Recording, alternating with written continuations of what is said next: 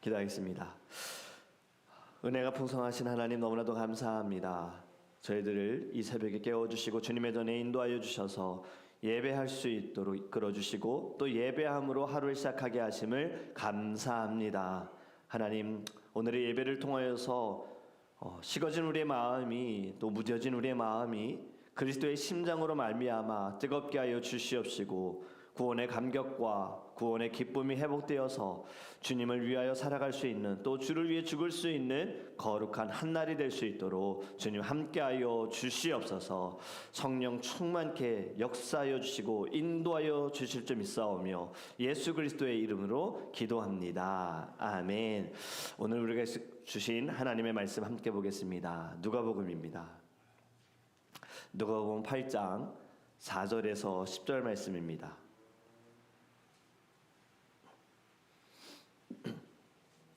누가복음 8장 4절에서 10절 말씀입니다. 우리 함께 읽도록 하겠습니다. 각 동네 사람들이 예수께로 나와 큰 무리를 이루니 예수께서 비유로 말씀하시되 씨를 뿌리는 자가 그 씨를 뿌리러 나가서 뿌릴새 더러는 길가에 떨어짐에 밟히며 공중의 새들이 먹어버렸고 더러는 바위 밑에 떨어짐에 싹이 났다가 습기가 없으므로 말랐고 더러는 가시떨기 속에 떨어짐에 가시가 함께 자라서 기운을 막았고 더러는 좋은 땅에 떨어짐에 나서 100배의 결실을 하였느니라. 이 말씀을 하시고 외치시되 들을 귀 있는 자는 들을지어다. 제자들이 이 비유의 뜻을 물으니 이르시되 하나님 나라의 비밀을 아는 것이 너희에게는 허락되었으나 다른 사람에게는 비유로 하나니 이는 그들로 보아도 보지 못하고 들어도 깨닫지 못하게 하려 함이라. 아멘. 할렐루야. 오늘의 말씀을 통하여서 하나님께서 깨닫는 지혜와 믿음을 우리 안에 부어 주실 줄 믿습니다. 오늘 본문의 말씀 저도 유년부 아이들에게 또 장년들에게 이 본문을 통해서 참 여러 번 설교를 했었습니다. 아마 여러분들도 오늘의 내용은 어릴 때 신앙생활 하신 분들은 또 여러 번 들으셨을 것이고 또 한 번쯤은 다 들어보신 본문의 말씀일 것입니다. 여러분, 이 본문을 통해서 우리가 스스로 좀 질문해야 할 것이 무엇일까요?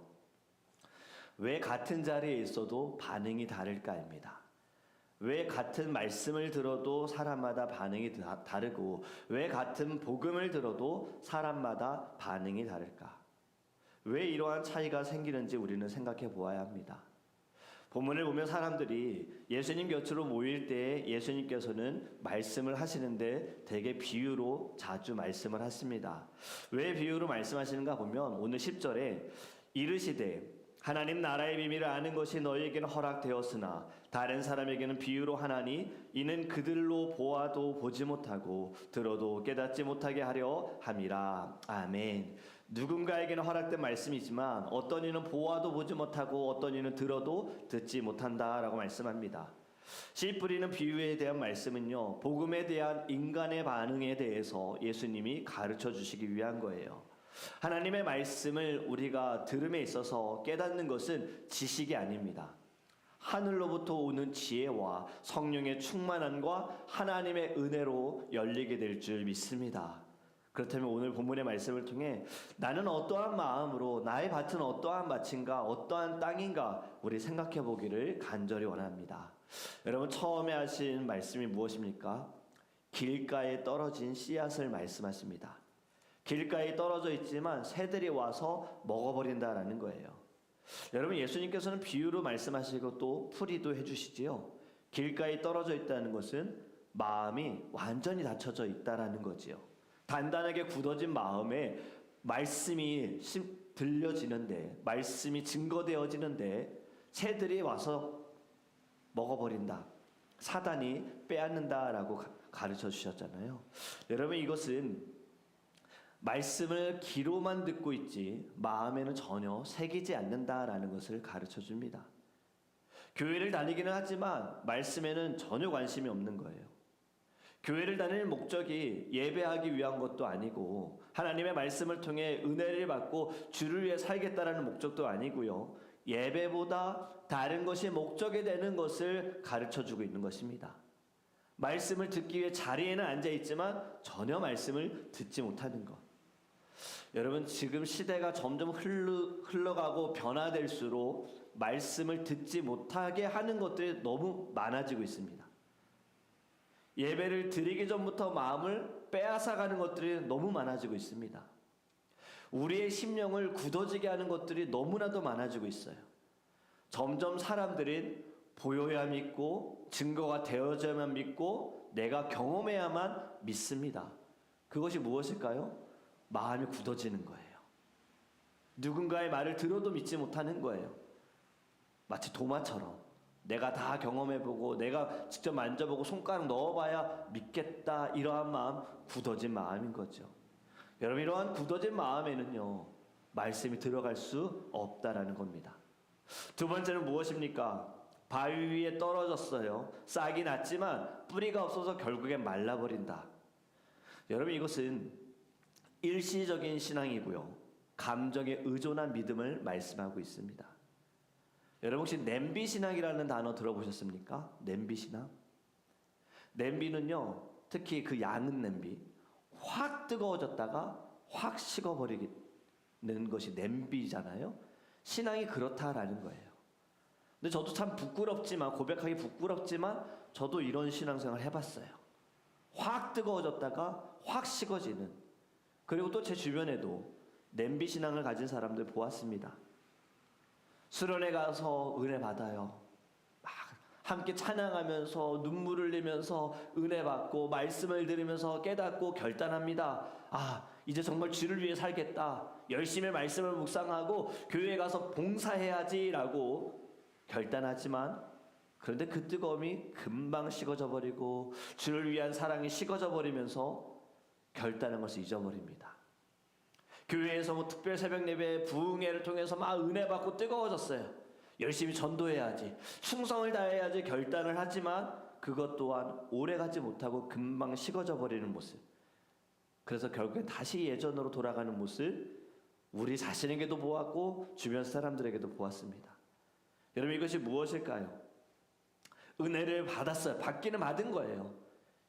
받으면서 이것도 하겠다 저것도 하겠다 하지만 결국엔 감정에 의존하는 거죠. 그냥 그 순간에 그 상황의 감정으로 인하여서 결국에는 핍박이 오고 시험이 올 때에는 믿음과 신앙이 약해지고 자신의 마음은 이미 변해져 버린 것.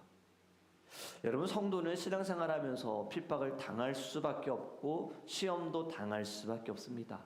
그러면 이 냄비 신앙의 신앙을 가지고 있는 이들은, 감정에 의존하고 있는 사람들은 그때마다 쉽게 무너지는 거예요. 감정적으로 반응하다 보니 신앙은 성숙하지 못하고 뿌리가 없기 때문에 모든 일에 대해서, 내게 오는 모든 어려움에 대해서 눈에 보이는 것으로 인해서 믿음이 무너질 수 있다는 겁니다. 여러분, 세 번째는 무엇입니까? 씨가 떨어졌지만 뭔가 좀 자라지만 가시덤불로 인하여서 기운이 막혀져 버리고 결국에는 열매를 맺지 못하는 겁니다. 여러분, 이것을 예수님이 어떻게 말씀하십니까? 세상의 염려와 재물의 유혹으로 인하여서 열매를 맺지 못하는 거예요. 정리해보면 바로 두 마음을 품은 겁니다. 하나님을 믿는 믿음은 있어요.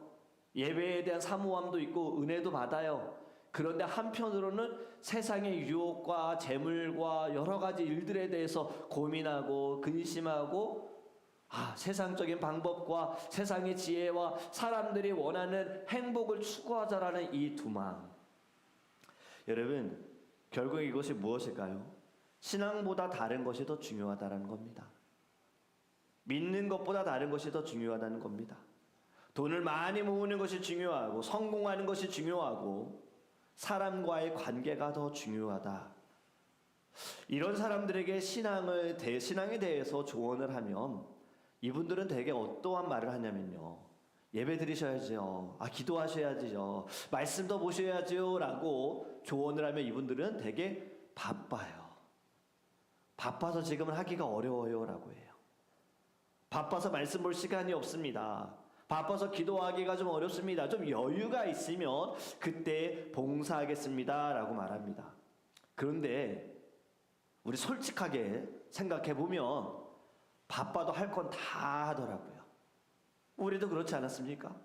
바쁘다고 말하면서도 바빠도 먹을 건 다 먹고 하고 싶은 건 다 하고 내가 원하는 것들은 다 합니다. 그런데 왜 신앙생활에 있어서만, 믿음과 관련된 것에 있어서만 그때는 왜 그렇게 바쁜지요? 무엇이 잘못됐습니까? 우선순위가 잘못된 겁니다. 믿음이 가장 우선적이어야 되고 하나님이 제일 먼저가 되어야 하는데 세상의 유혹과 욕심과 내가 원하는 것들이 우선이 되어지기 때문에 말씀은 듣지만 오래가지 못하는 거예요. 행함은 없는 것이고 순종도 나타나지 않고 열매도 없는 것입니다.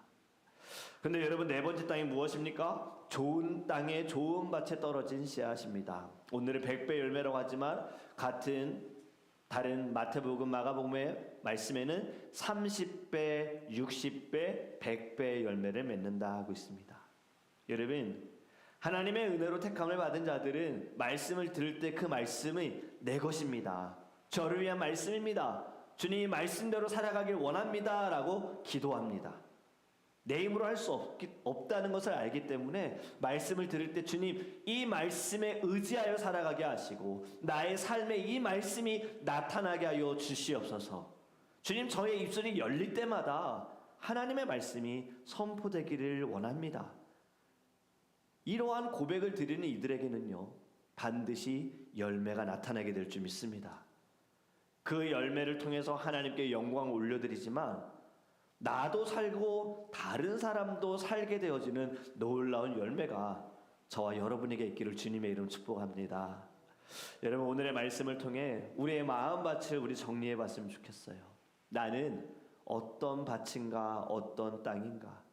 나는 길가와 같은 마음인가? 아니면 나는 바위와 같은 마음인가? 아니면 내 주변에 가시나무, 떨기나무 이러한 가시들로 인하여서, 덤불로 인하여서 말씀은 듣지만 이 말씀이 금방 사라져 버리는가? 아니면 좋은 땅으로서 열매 맺는 믿음을 가지고 있는가?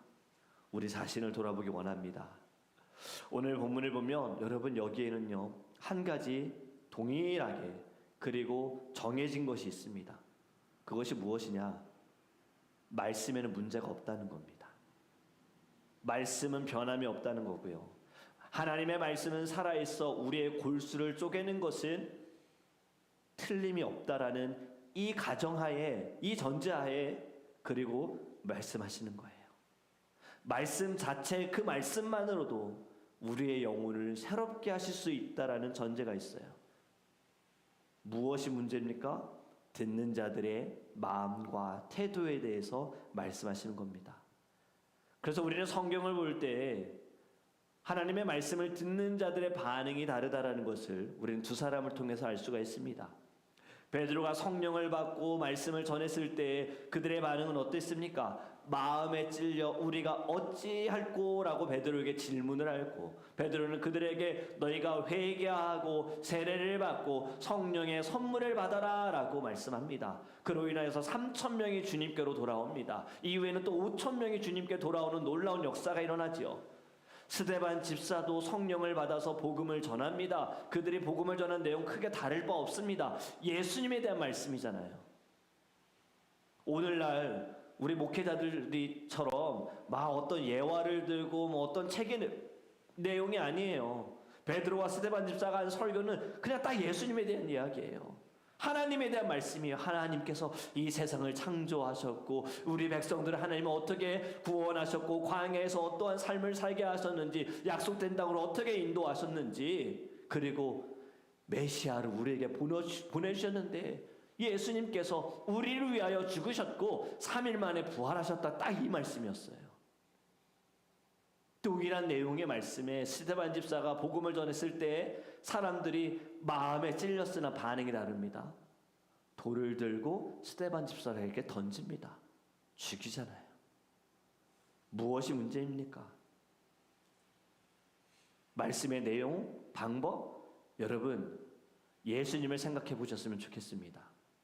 예수님께서도 이 땅에 오셔서 하나님 나라에 대해 가르쳐 주시고 많은 기적을 행하셨지만 믿고 따르는 자가 있었고 믿지 않는 자가 있었어요. 그리고 주님을 죽이려고 하는 자가 있었다라는 거죠. 예수님의 말씀이 문제였습니까? 예수님의 방법이 문제였습니까? 아닙니다. 듣는 자들이 문제였어요. 받는 자들의 마음이 좋은 밭이 아니었던 거예요.